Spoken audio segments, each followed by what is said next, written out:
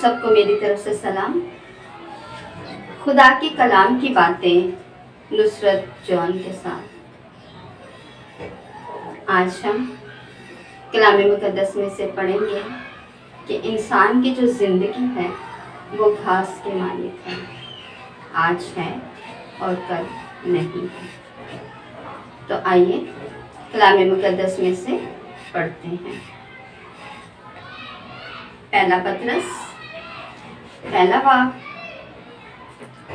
24 تا 25 آیات تک۔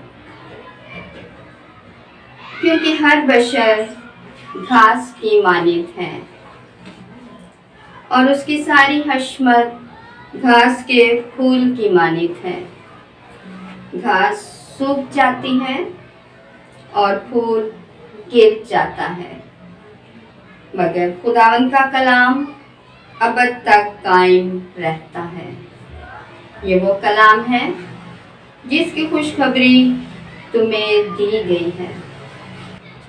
آج کا کلام ہمیں سکھا رہا ہے، اور آج کے کلام کی جو خاص بات ہے وہ یہ ہے کہ ہماری جو زندگی ہے، جو انسان کی زندگی ہے، اس کی زندگی گھاس کی مانند ہے۔ یعنی گھاس سے تشبیہ دی گئی ہے کہ جیسے گھاس اگتی ہے، خوبصورت دکھائی دیتی ہے، ہری بھری ہوتی ہے، آنکھوں کو اچھی لگتی ہے، پھر پھول کھلتے ہیں اور پھول انتہائی خوبصورت دکھائی دیتے ہیں، اور ایک وقت آتا ہے کہ وہ گھاس سوکھ کر زمین میں مل جاتی ہے، اور وہ پھول جب اپنے پودے سے گر جاتا ہے زمین پر تو سوکھ جاتا ہے، یا جب اس کے پودے سے الگ کر دیا جاتا ہے تو وہ سوکھ جاتا ہے اور پھر وہ کسی کام کا نہیں رہتا، اور آخر میں وہ بھی مٹی میں مل جاتا ہے۔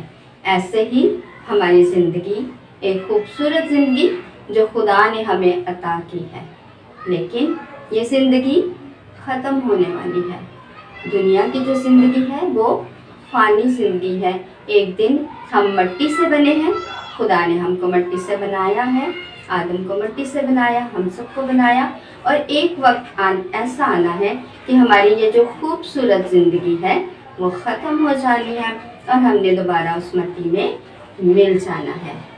خدا نے بہت خوبصورت بنایا ہے انسان کو، جیسے ہرے بھرے گھاس سے تشبیہ دی گئی ہے، پھول سے تشبیہ دی گئی ہے کہ پھول کی مانند، گھاس کی مانند، لیکن آج ہے اور کل نہیں ہے۔ لیکن اگر ہم آگے آیت میں پڑھتے ہیں کہ کس طرح سے خدا کا جو کلمہ ہے، جو کلام ہے، وہ ہمیشہ تک ہے اور ہمیشہ تک رہے گا۔ یوحنا کی انجیل میں لکھا ہے، ابتدا میں کلام تھا اور کلام خدا کے ساتھ تھا، کہ شروع سے ہی خدا کا کلمہ ہے اور یہ کلمہ آخر تک رہے گا۔ تو خدا ہمیشہ سے تھا اور ہمیشہ تک رہے گا، اور خداوند یسوع مسیح بھی جو زندہ خدا ہے وہ بھی ایک دن آئے گا ہم سب کو لینے کے لیے۔ ان لوگوں کو جو گھاس سوکھ جائے گی اور مٹی میں مل جائے گی، یا وہ گھاس جو آگ میں ڈالی جائے گی، ان کے لیے نہیں، بلکہ ان کو لینے کے لیے آئے گا جو اس ہرے درخت کی مانند ہوں گے، جن کے اندر خدا کا کلام ہوگا، جو زندہ ہوں گے۔ کیونکہ کلام مقدس میں لکھا ہے کہ یہ خوشخبری تمہیں دی گئی ہے۔ خدا کے کلام کی جو خوشخبری ہے، خدا کے کلام کی جو باتیں ہیں، وہ ہم سب کو دی گئی ہیں۔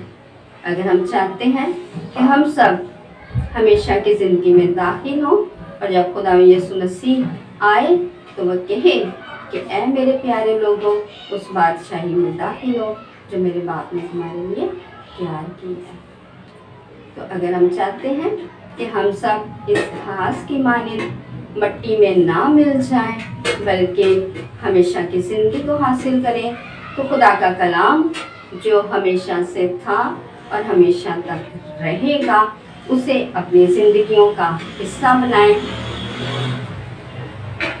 اور ہم سب ہمیشہ کی زندگی کو حاصل کریں۔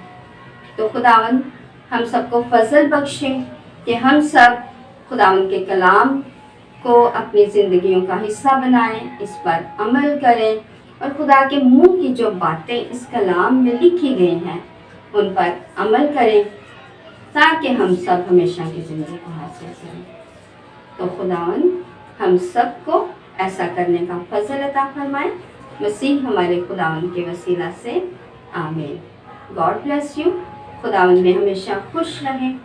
अगर आप हमारे चैनल पर नए हैं तो इसको ज़रूर सब्सक्राइब कीजिए, लाइक कीजिए और शेयर कीजिए, ताकि खुदा के कलाम की बातें, खुदा के कलाम की खुशखबरी हमारे ज़्यादा बहन भाइयों तक जा सके।